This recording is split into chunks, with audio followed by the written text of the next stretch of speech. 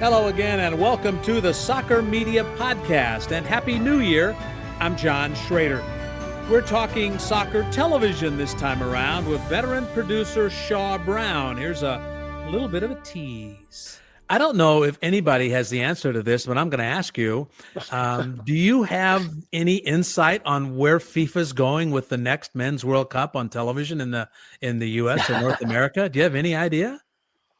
I wish I did, because I'd be Yeah. applying to be the executive producer. So, I mean, we all do, right? We all. no, I'm pretty sure they won't announce it until after this World Cup, because I think they thought after the last time they did it, it put ESPN in a tough spot. Yeah. So I don't know. I hope it goes to someone who cares deeply about it, who wants it to be what it is, which is the greatest sporting event in the world. And I hope and believe Netflix will do that on the women's side. I want to stop calling it Women's World Cup and just move on to it's a World Cup. It doesn't Right. matter. Yeah. Shaw Brown, a 3-decade veteran of the television business. He'll be with us here in just a minute. Thanks for helping us get this new venture off the ground in the last 3 months.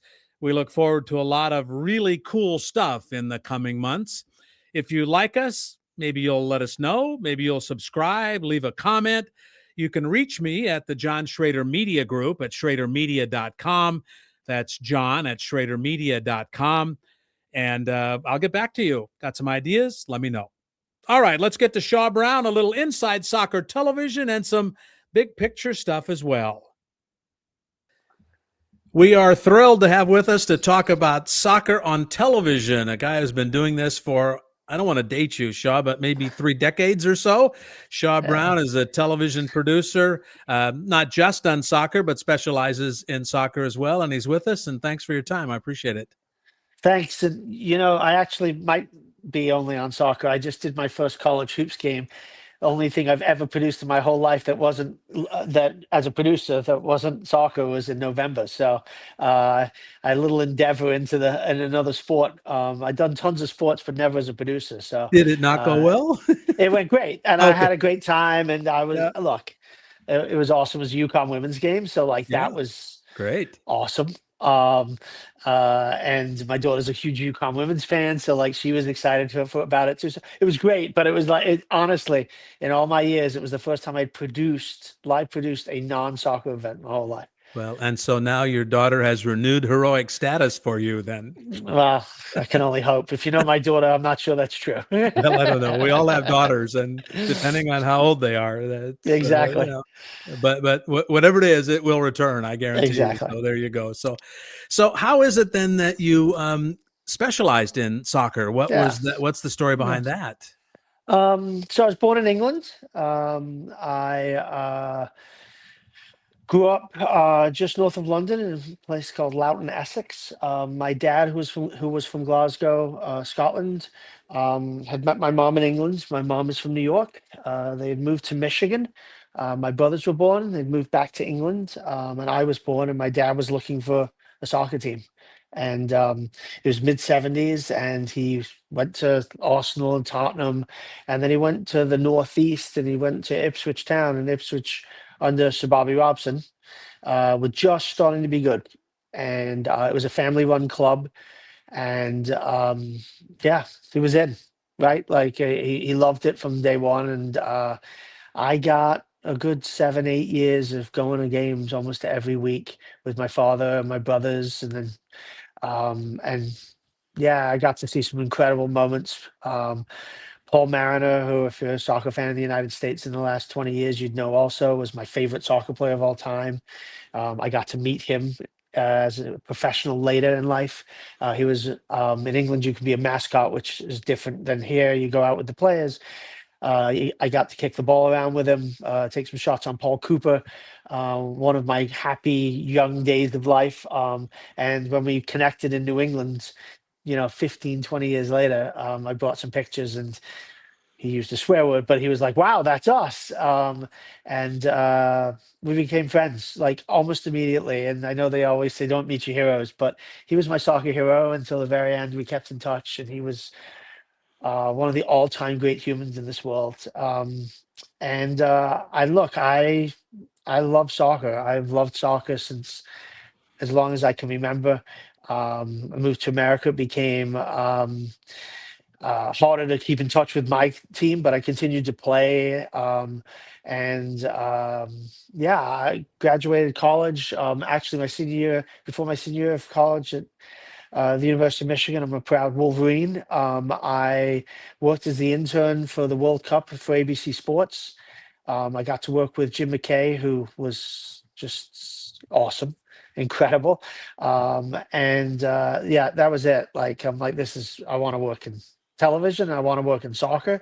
And I would say there was a good 10, 12 years where I was the only one who wanted to do that. Um, I've been lucky, right? I've done 14 men's and women's World Cups. I've done some Euros. I've done Gold Cups. I've done MLS Cups. I've worked in the league even the year before the league started. I have worked on MLS for 31 years. I worked in all the different versions of the women's soccer leagues. And I've been working with the US men and women since, I mean, 94 World Cup, but really since 95. And Yeah, it's an honor. I didn't grow up as an England fan because my dad was Scottish. I rooted for England because of my Ipswich players, not because of England. I grew up rooting for Scotland, and when I started working with the US team, it became really easy to root for them. Right, once you meet the people that built these teams in the 90s, the Julie Foudy's of the world, um, Des Armstrongs and Brad Friedels and Tony Miolas and all these guys that did all these amazing things to help people get to where they are now. I got in on the ground floor almost in the 90s. Bora was someone I still keep in touch with, Yeah. which is amazing. I'm still not sure he knows my name. I'm just my friend, my friend. But He's that but way with a lot of people, isn't yeah, he? for sure, and it's awesome. Like Yeah. that's fine. Like he's so yeah. Look, I wanted to work in television. I think I wanted to be on air first. Started working in production, kind of loved it. And then yeah, soccer started in this country, and I was like, wow, I've done other sports. I've worked on NFL productions. I've worked on college football and basketball productions and hockey. I did curling in an Olympics. I did bull riding for 2 seasons. Me and Little Yellow Jacket were like this. But it's always everything I plan and base is around soccer games, doing the games, trying to push the envelope and making us better at what we do. And honestly, there's production people now that want to do soccer with me, and they have for the last 10 years, and it's been great to watch us get better. Jim Dodonna, who's a longtime friend and an excellent director, and I became the first leads on an American crew at the Club World Cup last year. By HBS, they've hired an American crew to do the Club World Cup, and that was pretty special to be able to sit next to Yeah. someone I've known since '99, working together and doing something bucket listy. I've only got a couple of things left on my bucket list, um, and I'm not sure I'll get there, but I'm trying. I'm working on it. Maybe we'll get to that. So Yeah. so in your family then, with Scotland and England both coming here next summer, then you I can't mean, lose. That's I great. can't. I got family in Australia, New Zealand. Like my wife's family's Italian. Who knows if they'll get here? Huh. Yeah. Look.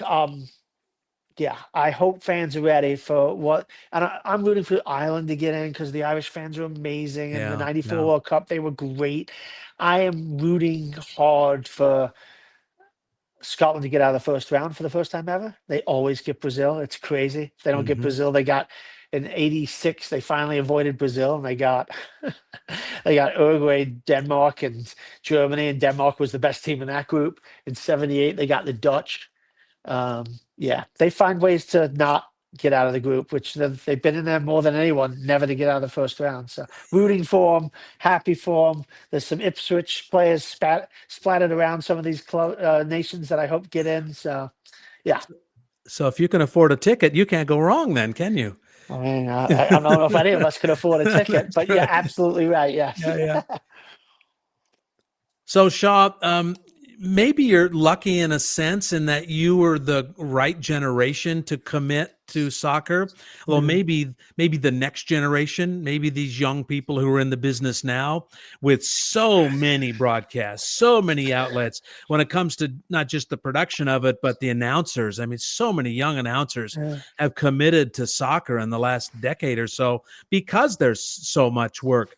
But do you feel like in those first 10 years or so you mentioned, did you feel like some days it was like, man, I'm committed to this and I'm not sure? Yeah. Did you always feel like this was going to go? I don't know in the first 10 years if I ever thought about like the long term of it. I just love Look, I've barely worked a day in my life, right? Like I Hmm. never like once I started working in soccer and working with people like JP Dellacamera, um, and I've been lucky enough to work with announcers all over the world. But like I never don't think I was like, oh, this is going to explode. Because I got in during the '94 World Cup and it didn't explode, right? It Hmm. obviously took off a tiny bit, but I'm lucky enough to have some kids, and my son is a soccer fan like me, but maybe on steroids because he's got all the internet usage that he can. Yeah, there you go. I had to read everything, um, and all his friends are soccer fans, and so I see it obviously, but I never really thought about it then. I always have cared deeply about it being better in this country and it being um, a major sport.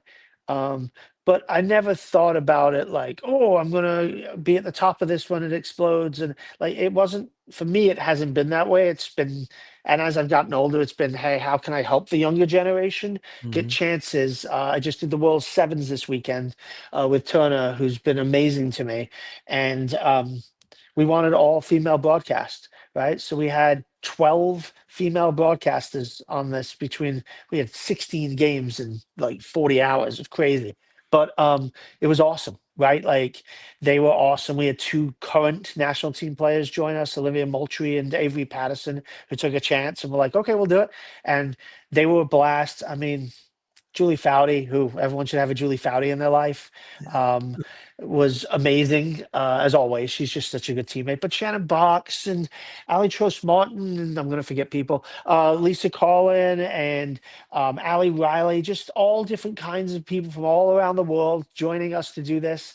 And you got teams from South America in this tournament, and yeah, it was a blast. And so, Yeah. like, I can enjoy. And I don't worry, I've done a fair amount of crap nil-nil games in my life, but like I can always find some joy in Yeah. something different about soccer, and I love the culture of it too, right? I love like the best part of the World Cup. Yes, the games are amazing, right?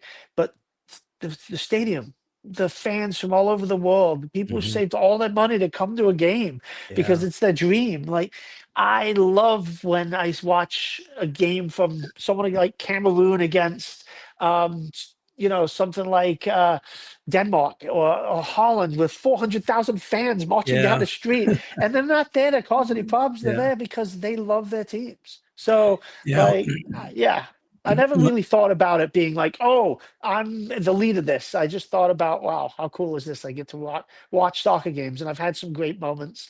I remember in '98 2002 World Cup, I got a chance to play in a FIFA like Legends game. I don't know how they just asked, and I was like, sure, but I didn't know what to expect. And my parents, I'm in Japan, and my parents are obviously in America at the time, sleeping, and I'm on the same team as Bobby Charlton, who is screaming at me using words that I won't use on here, but because I'm not keeping the ball on the ground, and at some stage I was like, you can do that all you want, you're still Sir Bobby Charlton, and it's going to be great. And I remember waiting until it was early enough in America to call my father to tell him what I'd just done. Like I couldn't come fast enough, right? The time couldn't get late enough Yeah. in Japan so that I could call my dad. And so like a lot of this goes back to my dad, who I lost a couple of years ago, but a lot of it goes back Sorry. to thank you. His every Saturday, like picking me up from school because you go to school on Saturdays in England, and going to see Ipswich, 5-hour drives each way. If it was up in Preston or whatever, it never mattered. it was something I got to do with my dad, and I was actually really lucky when Ipswich got back to the Prem League 2 years ago, after 22 years of waiting. I got to take my kids to the first game because I know one of the owners, and they just took such amazing care of us. But like, it was bittersweet, but also like to be able to do something that my dad did for me all these years, to do it for my kids was pretty amazing. Yeah. Well, this may not be the world's greatest transition line, but I'm going to try it. Okay. All good. Maybe one of the father figures of American soccer is Andres Cantor. And since the '94 World Cup, and even before that, he's become, a mainstream voice in American soccer. And there's a lot of people who listen in Spanish, and a lot of English speakers who listen in Spanish because they love the way he calls the game. But you got to work the World Cup with Andres. This last World Cup, Argentina wins the World Cup. He's from Argentina. He's an American citizen, but he's from Argentina. What was that experience like? Yeah, I got the chance to do the last World Cup for Telemundo in Spanish. I've done ESPN, I've done Fox, I've done FIFA once too. Look, it was a massively different experience to do it. My Spanish is still getting better, but it definitely is way better than it was 4 years ago. Um, it was incredible, right? To watch someone, I can only fathom being a US, Scotland, and England fan, if if it would feel the same. Um, it was emotional. I don't think he got there quickly. The first game was the only game I didn't do with him, and they lost. So maybe I was the good luck charm now that I think about Aha, it. there you go. I switched in the second game with him. But no, it was a ride. Like, and it was just like, look, y'all, everyone loves something so much, right? And for him, this is part of it too, right? It's. I mean, he's rooting against teams because they don't want to play him. But I think there was a moment, and I think it was probably in extra time against Holland, after craziness, that I think he was like, "Oh my God, I think we're going to win this." Um, 86 is a long time ago, right? It had been a long time waiting, and I think there was almost some release for him too, for someone like Messi to finally get a chance to do it too. Um, and when they win, he's crying, like, and that's how much it means, and I can appreciate that, right? Like, I understand that. Um and, and he's been so instrumental, um in helping soccer in this country, whether he was trying to or meant to, but like, people watch because of him, right? And what was cool is, John Strong and Stu Holden are good friends of mine, and we were on the same games all the way through, and it was almost like an interesting friendship going on between those guys too, about like enjoying the moment together, in a way from afar, because they got their own games to handle. But like, yeah, look, his work ethic's amazing. His ability to call games day after day after day is amazing. And just the utter joy of it for him is, you know, the reason you should do things. Yeah, yeah. So I don't know. I can't keep track of all of them. I'll try to list some of them, but Fox, ESPN, Paramount, NBC, Turner, I don't know who else, are all doing soccer now. And Turner is doing the national team games. What do you hope that and do have proved that Turner brings to the soccer world that Yeah. might be a little different than what everybody else does? Well, it's a good question. John, I guess, look, I would say this. The first thing we do is we're in a 3 hour window minimum, which really helps, right? So half hour pre and half hour post. Obviously, a little fuzzy there because soccer games aren't technically a 2 hour window.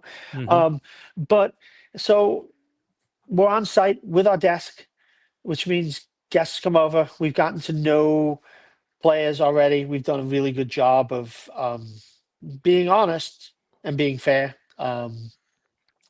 So big shout out to Sarah Walsh, who hosts it for us, because she does an incredible job. Look, a moment that I will not forget, for all the time I work with them. Colombia beats the US men pretty badly. And to players' credits, Tim Ream comes over and does an interview with Melissa Ortiz, and Tim Weah comes to the desk and talks after and talks about it's not good enough. I'm proud to know that like he trusted us to know that we're not going to put him in a really bad spot, but he also understood that well, somebody needs to talk, and I trust these people to at least be fair with me. Um, and a couple days later they tied Brazil, and wouldn't have been a shock if they'd beaten them, right? What I love about Turner is it's the little things, right? My boss, Deaton Bell, um, loves the sport. And we talk, I probably chew his ear off too often, but we talk a lot about how do we get better? How do we get better? How do we get better? It is it's not my show, it's our show. It's everybody who works on its show. We get ideas from everybody. We move the envelope all the time.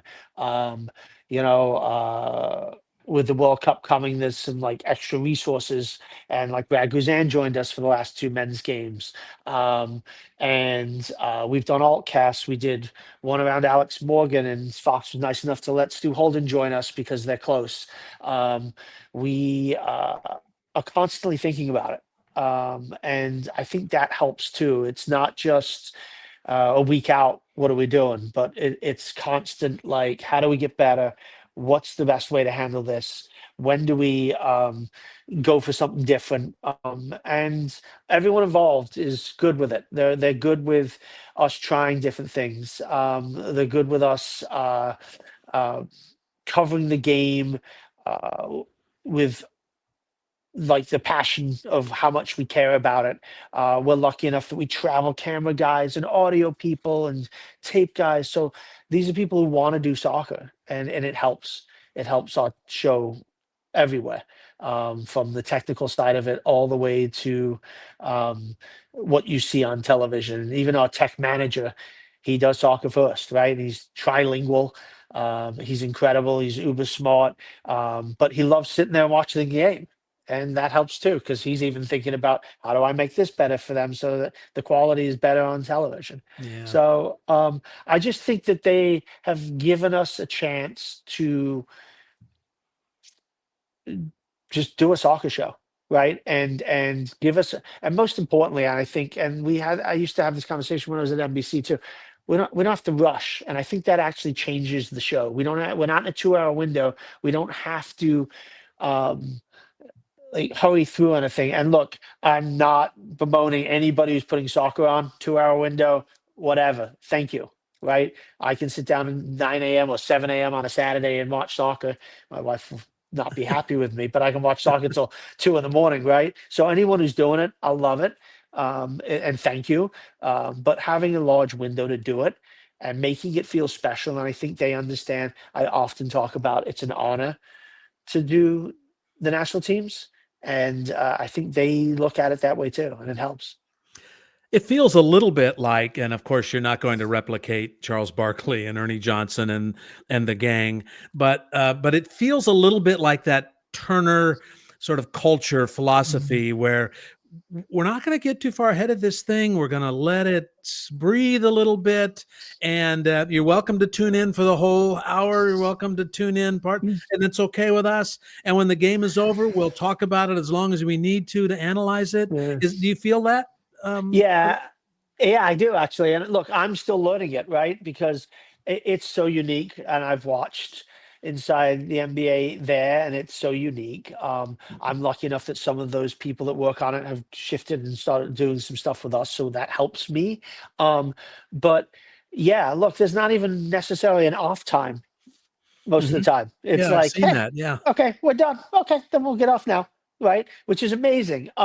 Yeah, and look, that's credit to the announcers and commentators we have that they are comfortable and capable of doing it. Look, and we don't avoid big topics. Um, and we are lucky enough that we have announcers that can handle these big topics. But we also realize that it's sport, and as important as it is, it's also can be real fun sometimes. And the famous line I get from Turner a lot, and I've bought into it, is we don't take ourselves too seriously, but we take the sport seriously. Yeah, that's great. How much, what's the competition like to get commentators and analysts? Because, Yeah. let's say Kate Abdo Scott Mhm. was doing Fox and now not going back. Rebecca Lowe is going to Yeah. leaves her NBC job to help the World Cup on Fox. What's the competition like to grab those people who Yeah. not only know the game, Shaw, but can spend 3 hours talking about it Yeah. intelligently? Yeah, I think Rebecca's just taken a hiatus for the month Yeah, and a that's half, right. and And I how think that's a lucky great great they get are. for Yeah, Fox. Yeah, that is, really how is. lucky Fox is. Yeah. Look, here's what I would say, and I don't want to sound arrogant, but I am good at relationships with people. Like I keep in touch. I know early on when I'm talking to a player if I think they're going to be good at TV, and you're not always right, but I foster those relationships, and so. Um, look, there's not a in general, there's not enough soccer on any station to keep everyone full time. So there is a fair amount of cross pollination on this. Um, that being said, it's strategic. You know, I was talking to Becky Sauerbrunn during COVID about doing TV, and she's like, I'm not going to do any TV. And we kept talking and talking, and then she called me and she's like, "I think I'm gonna retire soon." I was like, "Okay, I think we'd be really interested at Turner." And I alerted the Turner people, and look, she's come in and she's been wonderful. Stu Holden tells a funny story that could be very true. That when he hurt himself again, he came off the pitch, and I had sent him a message saying, "Okay, it's time to come do TV now for us. So let's do it."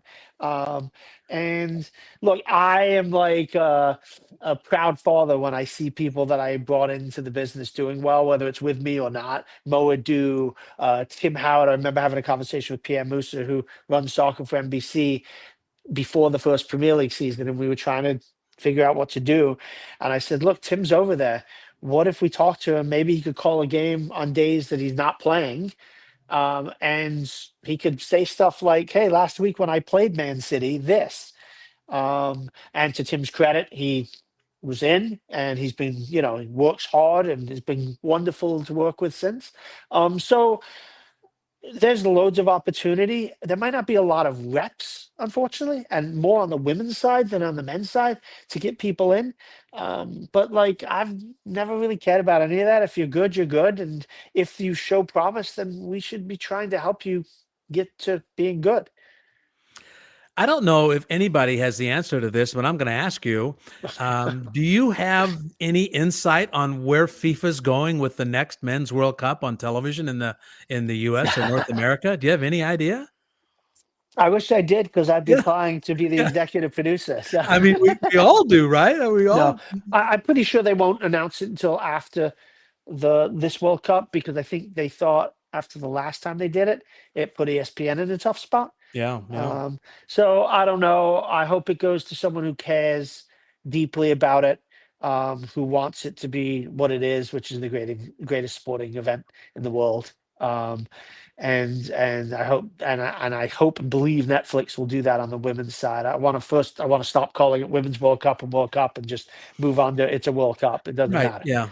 Yeah. Yeah. So, in 2023, after a number of years of signaling this, MLS got rid of the regional and other network broadcasting and took all of their broadcasting to Apple TV. And you were a big part of putting that together. If you're comfortable with this, you did that for a year and then didn't do it. Can you share with us at all how that Yeah. happened and why, maybe? I can't speak to the why, to be fair. Okay, that's good. But I not appreciate not that. because I don't want to, because I'm not the person that can answer the why. Mhm. Um, what I would say is this: uh, it was an incredible adventure the first year. Some wonderful people I got to work with on the Apple side: Alejandro Ladero, Royce Dickerson, and so.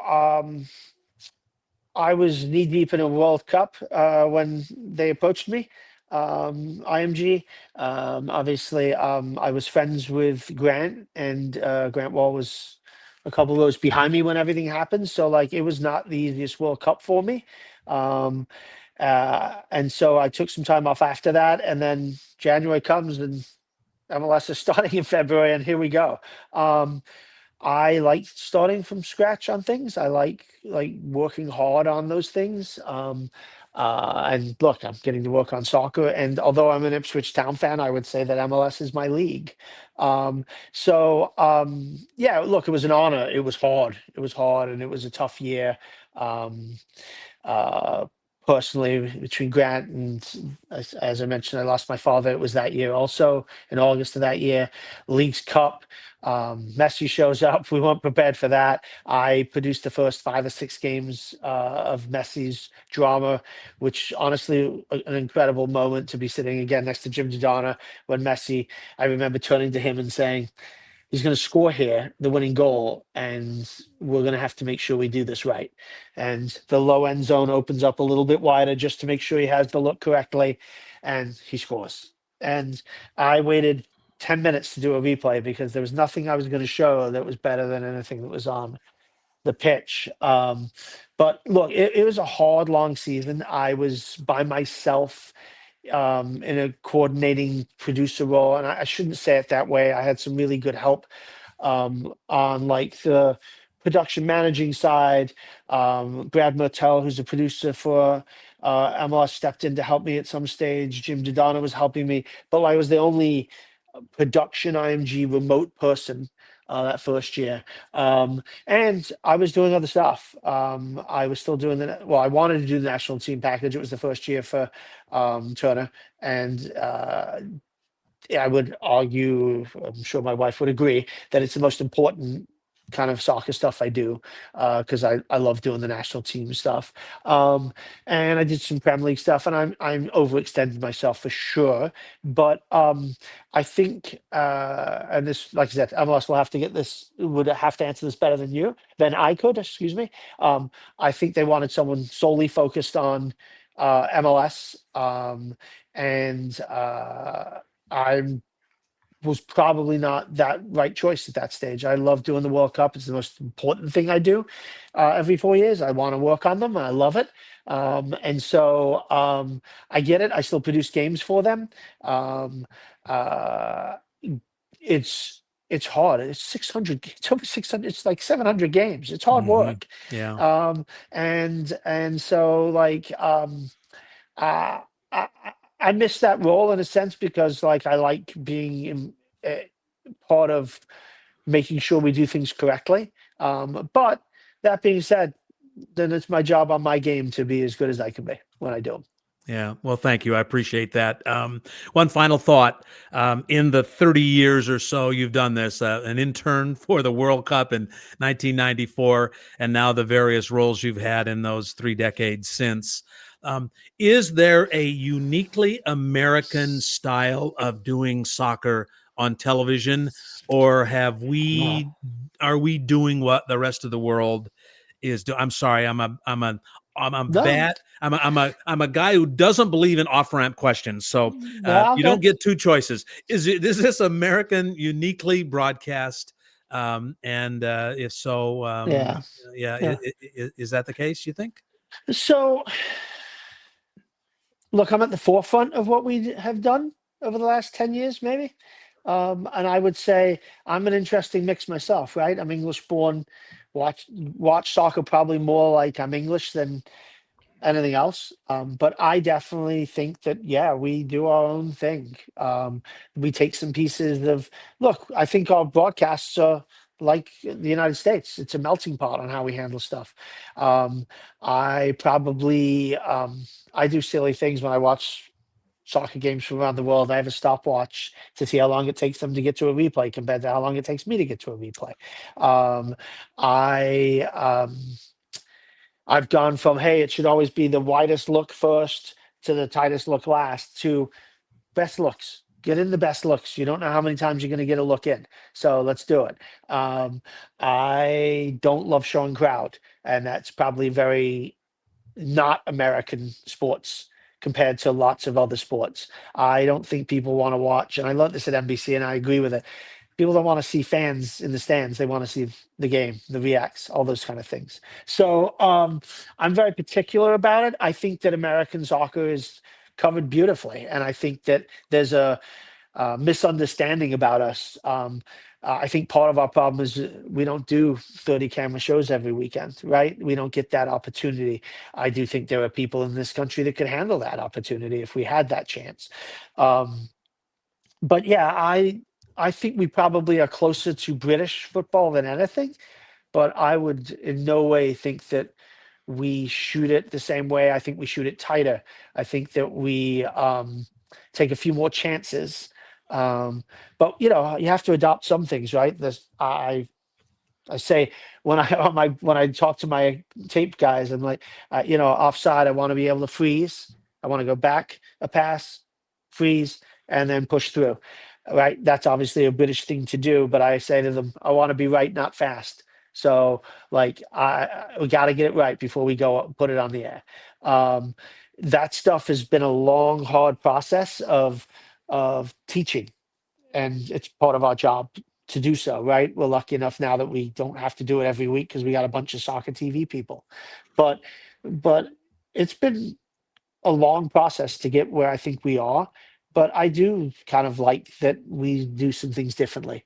It's impossible to be completely different than your background, right? Jamie Oakford, who is the World Cup director, he will direct the World Cup final, came over the first season in '96 and taught a bunch of directors how to direct soccer. I was working with him. I luckily got the chance for the whole year, and so there is some English roots to how we cover soccer here, but I wouldn't say that we're trying to be British in any way.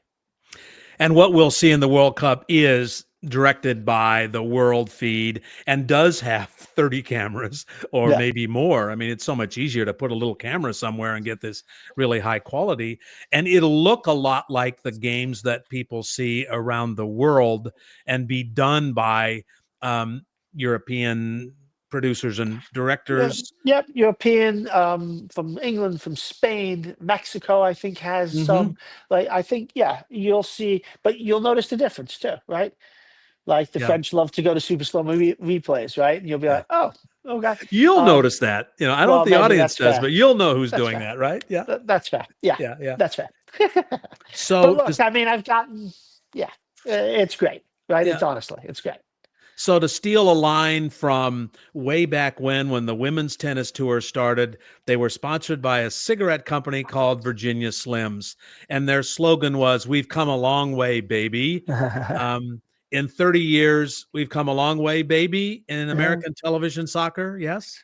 Yeah, I mean, yeah, yeah. And look, I think there's so many unknown people, underappreciated people who did a lot of great work pushing this forward. Amy Rosenfeld has been Hmm. congratulated by entering the Hall of Fame. But Tim Scanlon and Bill Graff and Tom McNeely at ESPN were amazing, right? They pushed and pushed and pushed to get us there. Pierre Musa, who's going to be angry with me now that I mentioned him twice at NBC, was great. Had some wonderful people at Fox do it with us too, and at Turner. I mean, everywhere there are people that care. My wife knows this, and a couple close friends. There's like a couple last things I'd love to do in my career if I get the chance, but I'm also aware that like I've as lucky as I could be. It's been amazing. Are you jinxing yourself if you tell us Nah, what those two things are? I've talked about it. I would love. This would be. There's two things that probably will not happen, but I would love, love, love to get a chance to produce an Ipswich Town game. I just think that uh, it would be a really emotional moment actually for me. And I know that sounds crazy, but I often talk about when I explain to my kids that University of Michigan is not my first love. It is Ipswich Town. They were like, wait, what? That I mean, I miss very few moments of an Ipswich Town game if I can help it. It's very rare. Last year when we got relegated, I missed 3 minutes, and it was the 3 minutes left in the game we got relegated because I just didn't need to see it. right? So, Oh my. but the week after, I was watching us again, even though we'd been There relegated. you go. And then look, the other one, and this is a pipe dream for sure, but I'd love to run a World Cup for a TV company. There's only really one or two of those jobs in America. I've been lucky enough to do, CP. I was a CP on the Club World Cup. I've been lucky enough to do so many amazing things on so many different groups of people. But that would be a dream job too. Have the folks at Netflix called you? We have spoken, yeah, but Of course they have. they have their people, and they Yeah. should, I mean, unfortunately, sometimes being a freelancer is hard, and so that sometimes doesn't work in your favor. But it's also given me a chance to work on all these incredible things, so it does Yeah. work in my favor too. And maybe you get a break during this holiday season too, and that helps as well. We are done for the year, everybody. So Yeah. that's going to be great. Hey, Shaw, thanks. I appreciate Of it very course. much. It's fun to Thanks talk for having about me. Appreciate it. television and all of these things.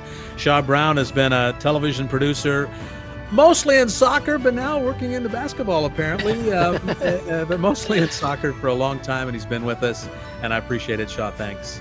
Thanks for the time. I appreciate it. With us on the Soccer Media Podcast, I'm John Shrader. Thanks again to Shaw for his time. We appreciate it very much, and we hope you learned a thing or two. Would love it if you could subscribe to us, like us, comment, offer story ideas, interview ideas. Pass it along to John at SchraderMedia.com. Hope to see you next time. I'm John Shrader.